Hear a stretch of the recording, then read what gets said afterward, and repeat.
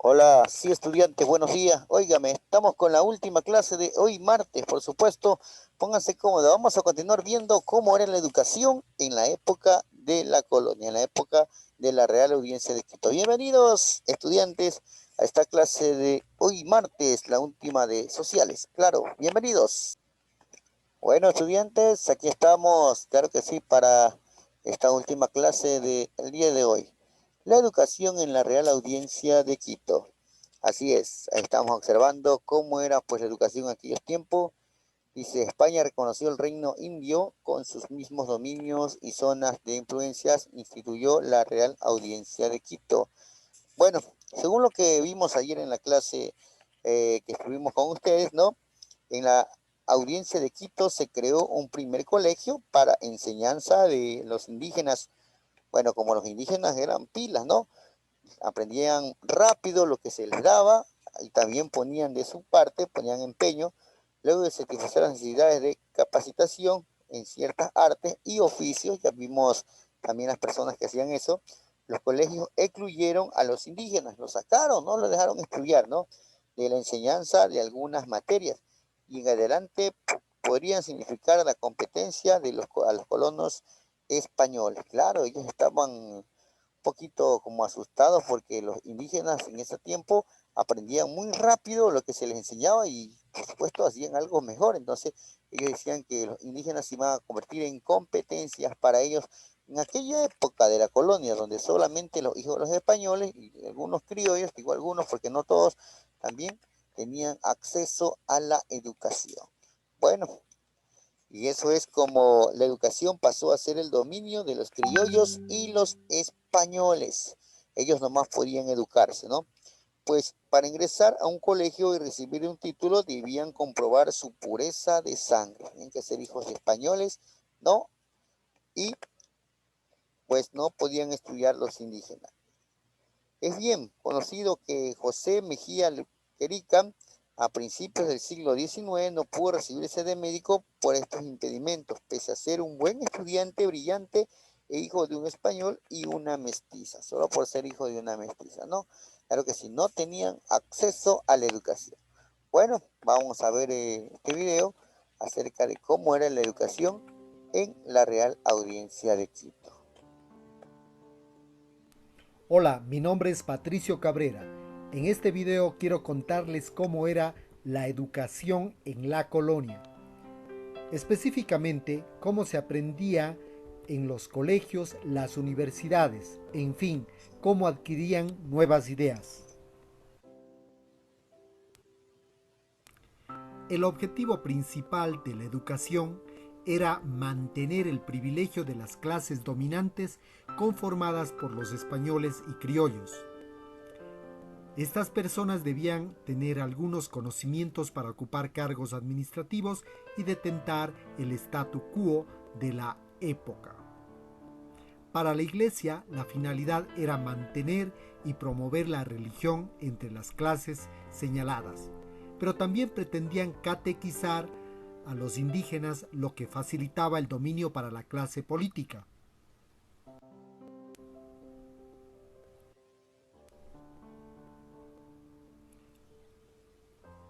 Quienes enseñaban, tres congregaciones religiosas estaban a cargo de la creación de modelos de pensamiento a seguir. Los dominicos, que enseñaban las doctrinas de Tomás de Aquino, los franciscanos, que enseñaban las doctrinas de Duns Scoto, y los jesuitas, que enseñaban las doctrinas de Francisco Suárez. ¿Quiénes aprendían? Los españoles, los hijos de españoles y muy pocos mestizos. Cabe señalar que en aquella época no existía una edad fija para empezar a aprender. De hecho, la capacidad para memorizar era la clave para avanzar en los estudios. ¿Y los indígenas?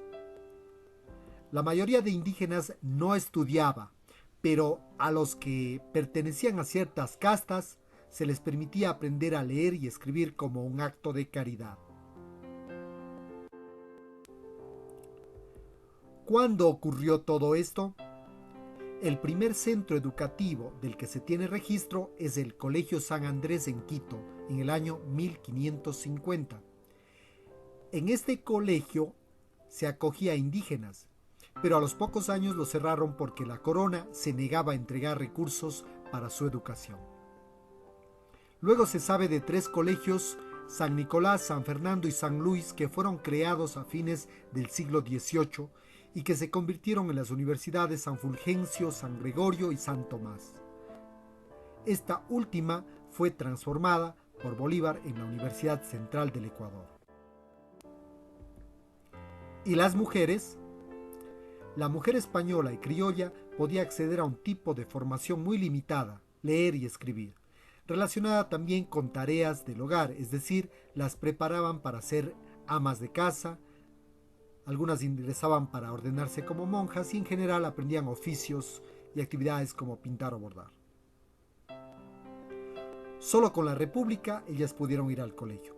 Las mujeres indígenas, por su parte, no podían acceder a ningún tipo de educación y bien entrada la República a finales del siglo XIX, ellas pudieron estudiar para adquirir la primera profesión como maestras indígenas de alumnos indígenas.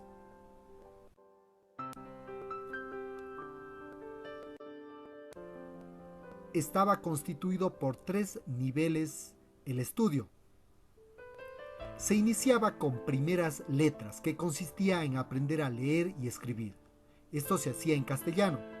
También aprendían matemática básica, canto y no podía faltar la religión.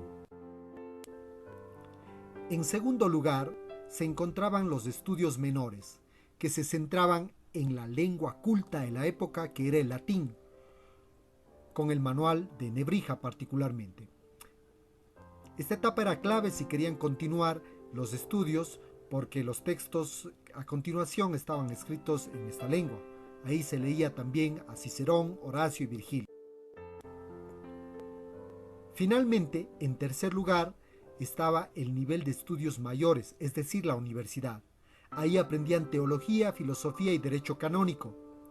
A esta institución también se la conoce como Colegio Mayor o Colegio Real.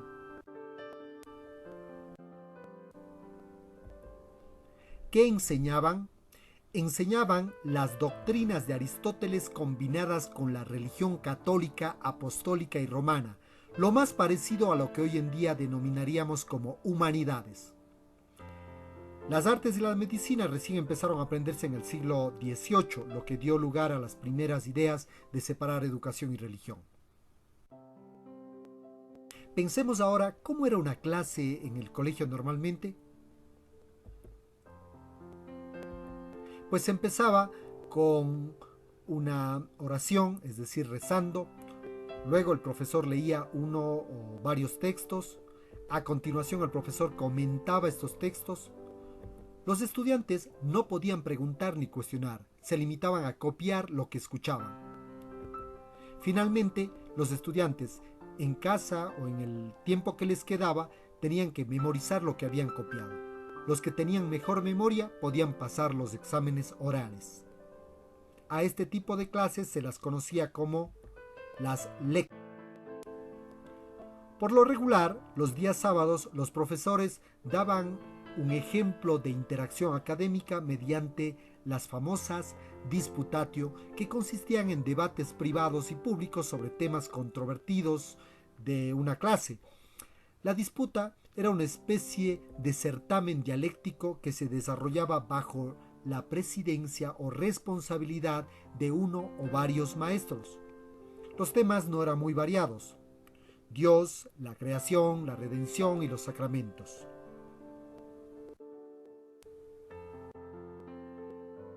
En la universidad se cursaban 3 años mínimamente.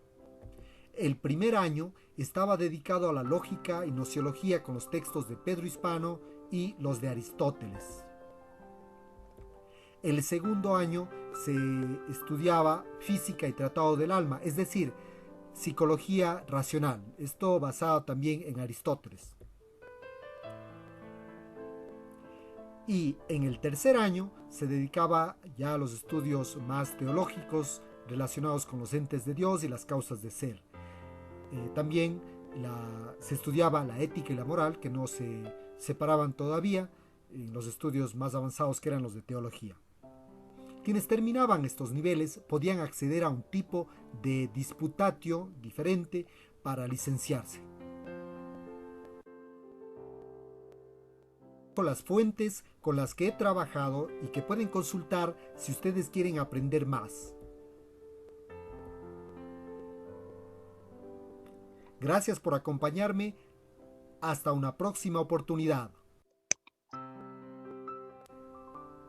Bueno, y así estudiantes, usted está observando cómo fue la educación en la época de la colonia. Un pequeño resumen también, si es estudiantes. Bueno, nos vemos la próxima clase. Que pasen un bonito día, por supuesto, y pasen bien, cuídense. Nos vemos la próxima clase.